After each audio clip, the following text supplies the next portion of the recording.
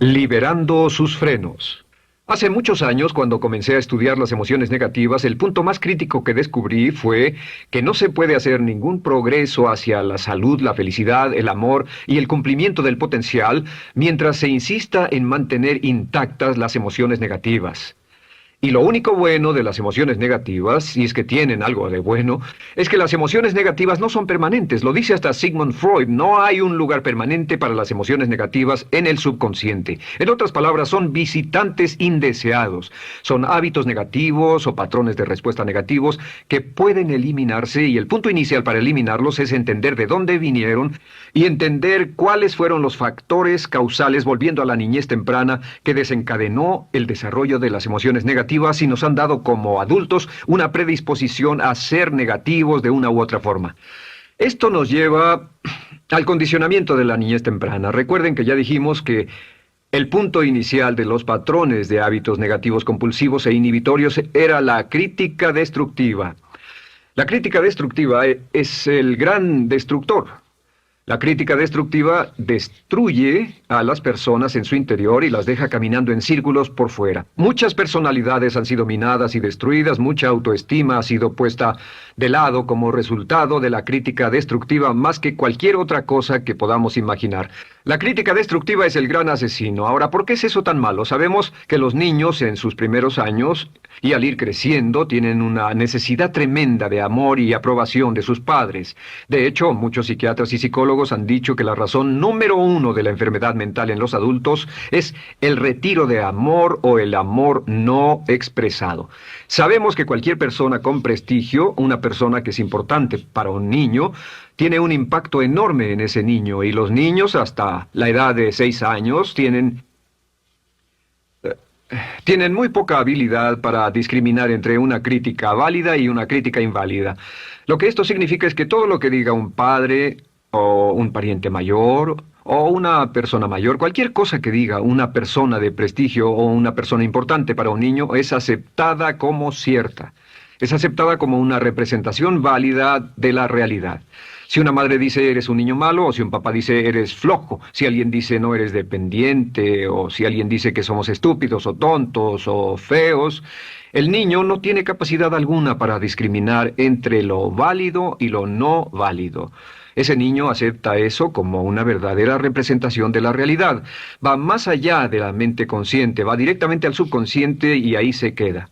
Muchos de nosotros como adultos aún estamos viviendo en base a la información negativa que recibimos cuando éramos niños. Y después como adultos, ¿qué decimos? Pues decimos así es como soy, o siempre he sido así, o algunas personas dirán, pues es de familia, tu padre era así, los hijos son así, tu madre era así, etc. ¿De dónde viene? Nada de estas cosas es de familia. Por ejemplo, cuando estaba creciendo, mis padres habían sufrido la depresión y la depresión les produjo un impacto enorme. Y cuando hablábamos de comprar algo, lo recuerdo muy bien, mis padres se ponían muy tensos y decían, no podemos pagarlo, no podemos pagarlo, no podemos pagarlo, no podemos pagarlo. Tenían una mentalidad de carencia, esta mentalidad de no podemos pagarlo toda su vida. Y luego yo crecí y aunque nunca he experimentado la depresión, y la mayoría de ustedes, 10, 20, 30, 40 años después, aún estamos diciendo, no puedo pagarlo, no puedo pagarlo, no puedo pagarlo. Aún tomamos como base esas frases críticas, esas frases emocionales que usaban nuestros padres. Tal vez sus padres les decían, como mi padre me decía a mí una y otra vez, nunca acabas lo que empiezas, nunca acabas lo que empiezas. Nunca acabas lo que empiezas. Eres un flojo, nunca acabas lo que empiezas. Y cuando fui adulto tuve muchos problemas para acabar lo que empezaba. Al acercarme al final de la tarea, comenzaba a sentirme ansioso y buscaba cualquier excusa por posponerla o retrasarla. El segundo factor que nos predispone a emociones negativas es la falta de amor. Sabemos que las personalidades de los niños se desarrollan al grado en que reciben una alta calidad y una alta cantidad de amor de sus padres. Existe una relación de 1 a 1 entre la cantidad de amor, la calidad de amor y una personalidad sana. Ese amor negado o la privación de amor es la causa clave de la infelicidad, la negatividad y la enfermedad mental en los adultos. Para que un niño se sienta realmente amado, el niño debe tener padres con buenos conceptos, y la mayoría de nosotros tuvimos padres que fueron víctimas de sus padres, que a su vez fueron víctimas de sus padres. Un escritor famoso dice que todo el mundo es víctima de una víctima. Todos son víctimas de víctimas. Nuestros padres quisieron criarnos de la mejor forma posible, pero ellos mismos fueron víctimas de víctimas. Y para que un niño se sienta realmente amado, deben existir tres condiciones. La condición número uno es: los padres deben amarse a sí mismos. Los padres deben amarse a sí mismos. Recuerden, nunca le podrán dar más amor a otros que el que sienten por sí mismos. Si no se aman a sí mismos, no pueden amar a sus hijos. Si tienen un poco de amor por sí mismos, deben difundirlo en sus hijos. Si tienen poco amor por sí mismos y es absorbido por sus esposos, entonces, a veces, aunque deseen amar a sus hijos, no tienen amor que darles. Sus padres querían amarlos y en muchos casos no tenían amor para darles. Y eso es porque nunca lo recibieron cuando crecieron. El segundo requisito es: los padres deben amarse mutuamente. Para que un niño crezca sintiendo confianza en sí mismo, crezca sintiéndose amado, a salvo y seguro, debe crecer en un ambiente donde los padres se amen. No hay nada que le dé más temor a un niño que crecer en un hogar donde los padres peleen entre sí, donde los padres no se amen, donde haya dificultades, porque el niño siempre tiene una tendencia, primero que nada, ser una víctima, pues al niño se le grita y se le vocifera, y entonces cree que la razón por la que mamá y papá pelean es su culpa. Ahora, una investigación interesante: como hay muchas familias de un solo padre, la investigación interesante muestra que cuando uno de los padres se va como resultado de una separación o un divorcio, los niños que quedan invariablemente están convencidos de que la razón por la que el otro padre se fue se debió a algo que él hizo. Y es importante que si un matrimonio o una relación va a terminar y uno se va a ir, que el padre que se quede les diga a los niños una y otra vez que la razón por la que la relación no funcionó no tuvo nada que ver con ellos. Solo tuvo que ver conmigo y con papá, conmigo y con mamá. No tiene nada que ver con el niño. El niño necesita oírlo muchas, muchas veces antes de que se sienta confiado y seguro. Y por supuesto, siempre es mejor que un niño sea criado por un padre que lo ama que por dos padres que no se aman. Una tercera condición que debe cumplirse si no quiere que exista la falta de amor es que los padres deben amar al niño. Los padres deben amar al niño. Bueno, esto parece muy obvio y muy lógico. La verdad es que, y esto es lo más difícil para usted y para mí como adultos, que ni siquiera lo pensamos, que es posible que nuestros padres no nos quisieron. No porque no lo intentaran, querían amarnos y tenían la intención de hacerlo, desde luego, etcétera, etcétera, pero simplemente como tenían conflictos mutuos y problemas sin resolver con sus padres, y sufrieron la guerra y la depresión, tenían que hacer carrera y otras responsabilidades, nunca lo lograron totalmente. ¿Entienden? Esa fue la dificultad. Lo deseaban, pero nunca lo lograron. La única forma en que puede amarse a un niño es pasando una gran cantidad y calidad de tiempo con el niño. Tiempo en gran cantidad y calidad con el niño. 10 minutos al día no bastan. Los niños se consideran valiosos según el grado en que las personas más importantes en su vida pasen tiempo con ellos. Si las personas más importantes en su vida, sus padres, solo pasan poco tiempo con ellos, los niños concluyen que la razón para ello es que tienen muchos defectos, que hay algo esencialmente malo en ellos y que por eso sus padres no pasan más tiempo con ellos. Los niños no piensan con la razón, lo hacen en forma emocional. Solo piensan: mi padre está aquí, me ama, y si no pasa tiempo conmigo, él o ella no me aman. Y si cualquiera de esas tres condiciones existió o más cuando estaba creciendo, los padres no se amaban a sí mismos o no se amaban mutuamente, o tal vez no lo amaban porque nunca lo lograron, aunque querían, entonces usted debe haber crecido en conjunción con la crítica destructiva que se llama culpa. ¿Y qué es la culpa? Pues simplemente la culpa es un sentimiento de no valer mucho. ¿De dónde sacamos este sentimiento? Lo obtenemos cuando continuamente gente importante nos critica en nuestra vida y simultáneamente no nos dan el amor que necesitamos. Sentimos que no valemos mucho o que no valemos nada.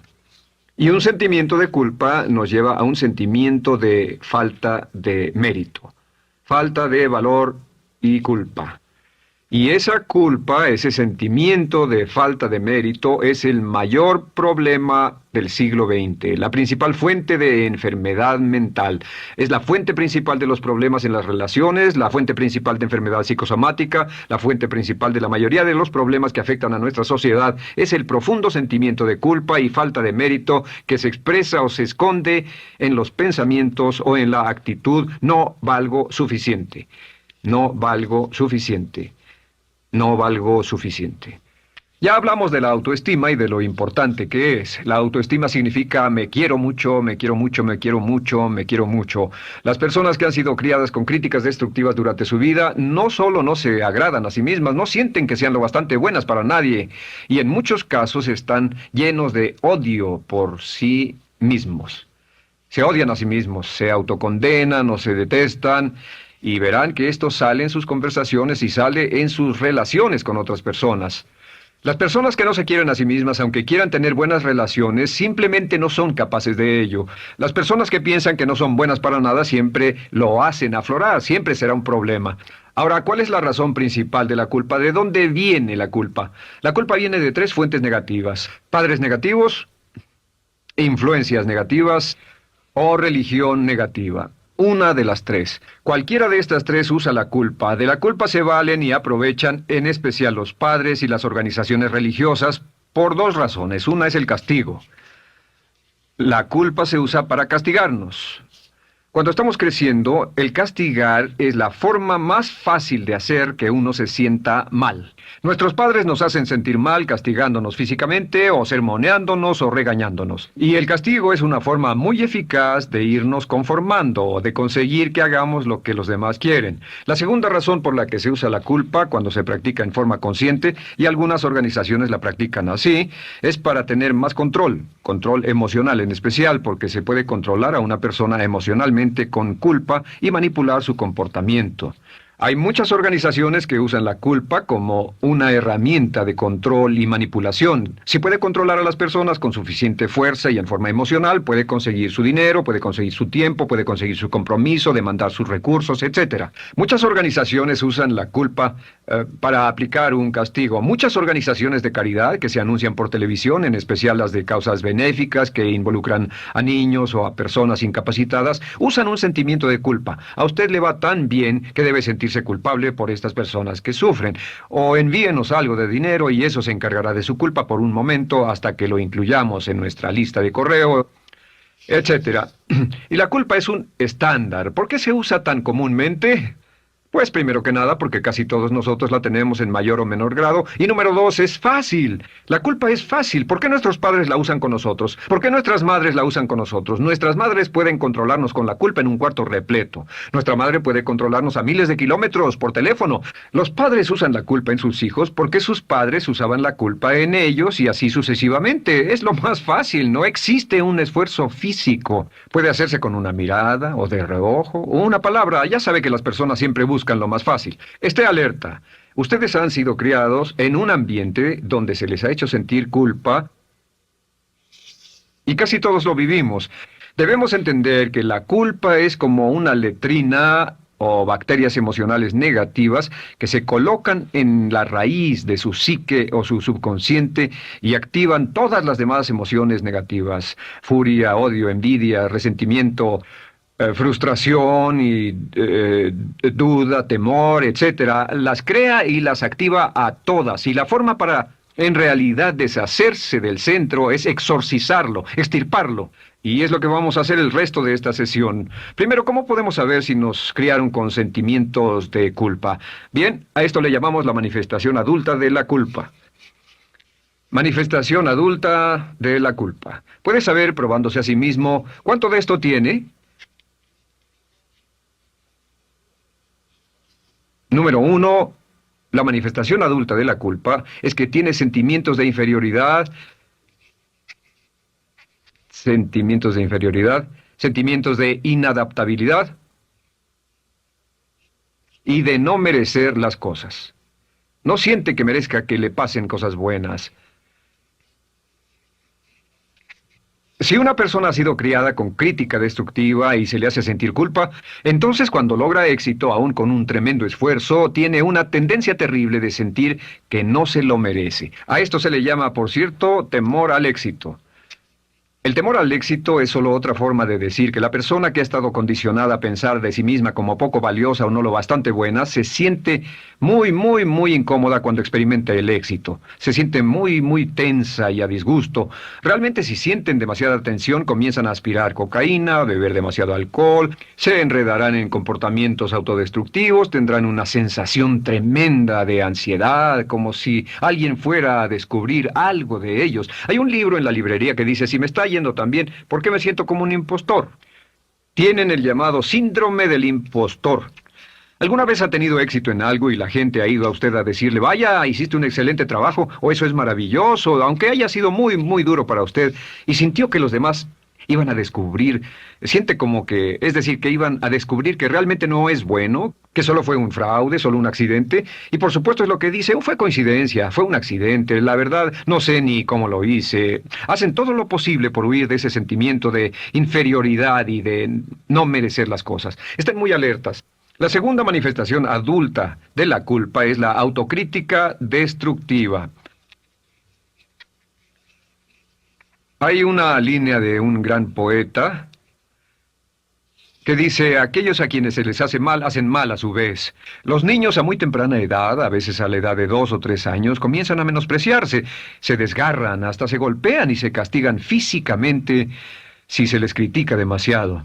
Siempre dicen el equivalente de no valgo suficiente o no soy muy bueno, y se castigan a sí mismos. Y la crítica destructiva es un síntoma real de un sentimiento escondido de culpa e insuficiencia. El número 3 es que fácilmente manipuladas por la culpa, las personas pueden jalar sus cordones de culpa en forma muy simple. Realmente vemos que existen dos tipos de personas en el mundo, los lanzadores de culpa y los receptores de culpa. Invariablemente, estas personas se atraen mutuamente. Y por supuesto el lanzador de culpa es la persona que se identifica con el padre que lanzó la culpa y el receptor es la persona que se identifica con el que atrapó la culpa. Pero los lanzadores y los receptores de culpa se unen, se equilibran perfectamente, se establecen y forman una nueva generación de lanzadores y receptores de culpa. Podemos decir que usted es fácilmente manipulado por la culpa, porque ha estado muy bien condicionado. Su jefe puede tirar de su cordón de culpa, una persona en un autobús puede tirar de su cordón de culpa, una sobrecargo puede tirar de su cordón de culpa. Esté muy alerta a esto. La cuarta manifestación de culpa es que usted la usa. Usa la culpa y culpa a otro generosamente. ¿Por qué?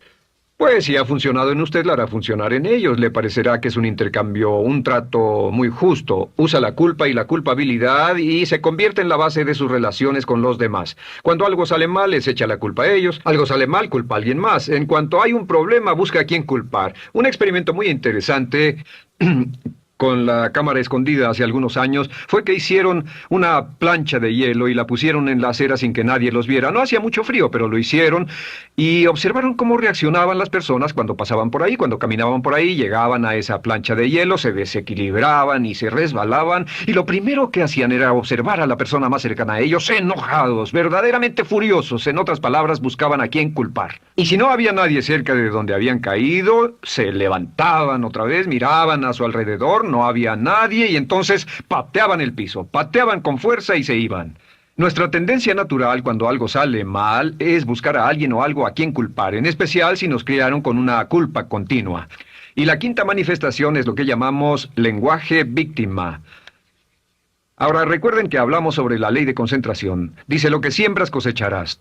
También dice, si usas lenguaje de víctima, mantienes viva la culpa, la refuerzas, la edificas, la cultivas, la utilizas. El lenguaje víctima es lenguaje como no puedo, no puedo, no puedo. Cuando dice no puedo, no puedo, no puedo, envía un mensaje a su mente subconsciente y la mente subconsciente comprende que está inhabilitado, que no tiene control, que es una víctima. Y cuando desea poder hacer algo, su mente subconsciente retroalimenta su mensaje y dice no puedes, no puedes.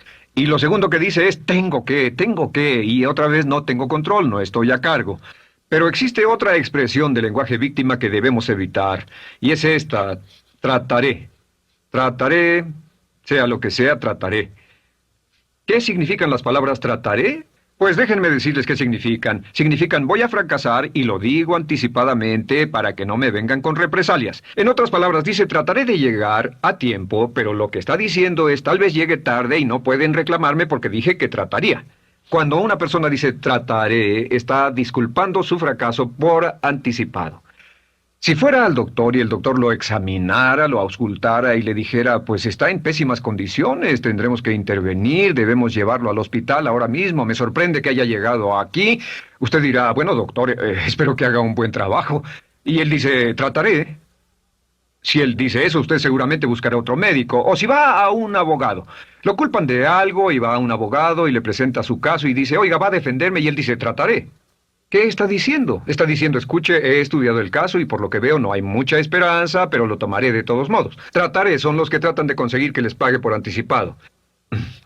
Otro juego de palabras que no debe usar. Por cierto, con respecto a trataré, lo que debe decir es lo haré o no lo haré. No trataré. Si alguna vez en nuestro negocio tenemos un negocio muy activo, si llamamos a alguien y le pedimos alguna cosa o algún trabajo y dice trataré de conseguirlo para el viernes o trataré de terminarlo a tiempo, al instante sabemos que lo que quiere decir es que quiere sentirse libre, no comprometerse. Así que nunca dejamos que nadie se vaya con un trataré, debe ser hecho o no, y queremos obtener una seguridad. Si hace falta, nosotros lo hacemos. Cuando dicen trataré, lo que están haciendo es que se están lavando las manos. Esté alerta, la otra palabra es desearía. Dicen que un deseo es una esperanza o una meta sin energía detrás. Desearía. ¿Qué significa un deseo? Desearía significa que me gustaría tener algo, pero sé que nunca lo podré tener. Cuando dice desearía bajar de peso, ¿qué significa? Las palabras no dichas son, pero sé que no puedo. Porque no, por las excusas que tiene y el metabolismo que tiene y los problemas, etcétera. Siempre hay razones por qué debe salir, etcétera. Desearía dejar de fumar, desearía estar en forma. Desearía, desearía, desearía. Cuando usa la palabra desearía, le muestra al subconsciente que esto es algo que no cree que le sea posible lograr o adquirir. Entonces el subconsciente descarta completamente esto como meta y no le da energía, ni motivación, ni impulso, ni deseo de lograrlo. Así que esté muy alerta al lenguaje víctima. Esté alerta a la expresión sí, pero. O lo haría, sí, pero. Alguien le dice, haga esto, y usted dice, sí, pero. La palabra pero, por cierto, es el gran borrador. Si una persona le dice, podría incrementar sus ingresos, o incrementar su rendimiento, ser una persona mejor, o más feliz, o bajar de peso, o lo que sea, no importa. Y usted dice, sí, pero. Lo que está diciendo es que está borrando toda la aseveración que ha dicho antes. Manda un mensaje a su subconsciente que dice, no hay posibilidad. Y no hace esfuerzo, no otorga energía, no ejerce capacidad alguna hacia el logro de esa meta. Y las personas que han sido criadas con culpa tienen 5 cualidades o 5 manifestaciones de adultos. Una es que se sienten inferiores, se sienten inadecuadas, sienten que no merecen que les pasen cosas buenas. Estén muy alertas a eso. El número 2, se autocompadecen continuamente, usan la autocrítica destructiva. El número 3, usan la culpa y la culpabilidad en ellos y en otros. El número 4, son manipuladas por la culpa y número 5, usan lenguaje víctima. Así que, ¿cómo nos deshacemos de la culpa?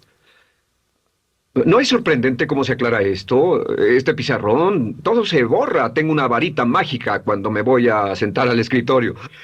Entonces, ¿cómo nos deshacemos de la culpa? Para deshacerse de la culpa...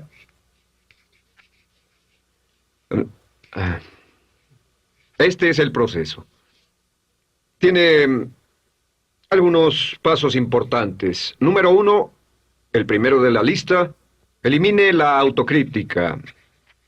Elimine la crítica autodestructiva. En otras palabras, nunca diga nada destructivamente crítico de usted mismo. No lo diga. Esta es la regla básica. El subconsciente acepta lo que diga usted como cierto, como un mandato. Así que no diga nada de sí mismo que no desee sinceramente que sea cierto.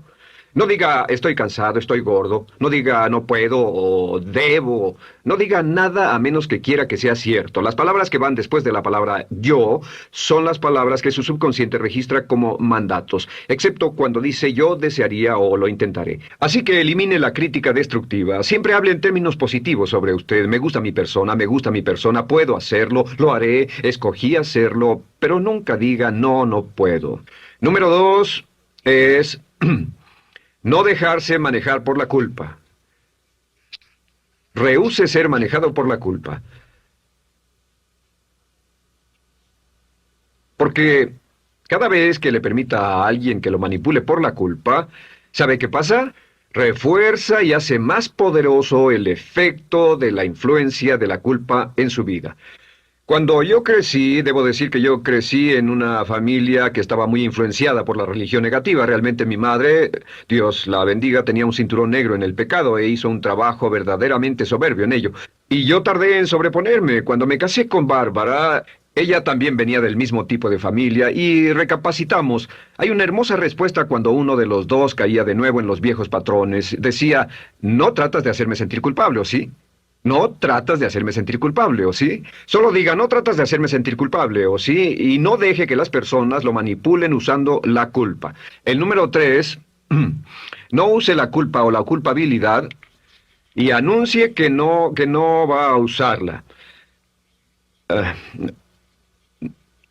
no la use en otras personas y permita que sus hijos o su cónyuge digan lo mismo. No tratas de hacerme sentir culpable, ¿o sí? Repítalo una y otra vez. Y si la otra persona le dice eso es lo que trato, contéstele no va a funcionar. Y no funcionará. Es que la culpa solo funciona mientras usted no sepa que está siendo usada en usted. El número 4 es lo que llamamos la ley del perdón. Es la más importante de todas. Realmente es el centro, es el meollo de toda esta sesión. La ley del perdón simplemente dice que usted está sano mentalmente hasta el grado en que pueda perdonar libremente y olvidar las ofensas. Que su habilidad para perdonar a los demás es la clave que determina su felicidad y su éxito en la vida. Su habilidad para perdonar a los demás es la única forma de eliminar la culpa. Su disponibilidad para perdonar a los demás y olvidar ofensas es el determinante más importante de si usted está o no totalmente integrado y es un adulto que funciona como ser humano. Porque la tendencia de culpar y de guardar rencores es una tendencia patológica infantil que la poseen todas las personas que están enfermas mentalmente. La habilidad para olvidar, para perdonar libremente, es la marca del ser humano realmente iluminado. Ahora, acepte eso como real. Hay 4 personas a las que debe perdonar. Número 1, perdone a sus padres. Perdone a sus padres por todo lo que le hayan hecho para herirlo. La mayoría de nuestras investigaciones muestran que casi todos nuestros problemas como adultos se remontan a no estar dispuestos o no poder perdonar a nuestros padres por algo que hicieron que nos hirió. Perdónelos un 100%, escríbales, llámeles por teléfono, dígales, o cuando menos perdónelos en su corazón, pero perdone a sus padres. Número 2, perdone a los otros. Perdone a todos los demás. Perdone a todos los que lo hayan herido de algún modo, por cualquier cosa, y déjelo así. Ahora, hay muchos que dicen no puedo perdonar a esa persona por lo terrible que me hizo, pero recuerde esto, el perdón es perfectamente egoísta. El perdón no tiene nada que ver con la otra persona, solo tiene que ver con su paz mental y con su propia integridad mental. Número 3, perdónese a sí mismo. Perdónese por todas las cosas débiles, tontas, insensatas y estúpidas que haya hecho, porque todas las personas han hecho cosas tontas, insensatas, estúpidas y ridículas, pero perdónese en un 100%. Y finalmente, la última parte de esto, si ha hecho algo que hirió a alguna persona, vaya a disculparse. Es sorprendente el hecho de vidas que se arruinan año tras año por personas que no tienen la fortaleza intestinal, las agallas y el valor para decir lo lamento. Una de las cosas más importantes es desarrollar carácter hasta el grado en el cual hacemos las cosas que son muy difíciles para nosotros, hasta el grado en el cual hacemos las cosas que sabemos que están bien, aunque sean difíciles, en especial cuando son difíciles emocionalmente. Y la clave para deshacerse de la culpa, la clave para ser una persona total y completamente positiva, es perdonar a los demás. Perdone a las personas con quienes ha sostenido una relación. Perdone a sus jefes anteriores. Perdone a los amigos que lo han herido. Perdone las inversiones que estuvieron equivocadas. Perdone a los jefes que lo despidieron. Perdone a sus padres. Perdone a todo el mundo. Desarrolle una actitud hacia la vida con la que rehúsa guardarle rencor a los demás. Solo repita una y otra vez: los perdono a él o a ella por todo. Los perdono por todo. Los perdono por todo. Y eso es todo. La clave para librarse de las emociones negativas es rehusarse totalmente a continuar con cualquier situación negativa. No olvide que es un acto muy egoísta y será tan egoísta como usted quiera. El acto del perdón lo libera y libera a la otra persona y le garantiza que se moverá rápidamente hacia el cumplimiento de su potencial.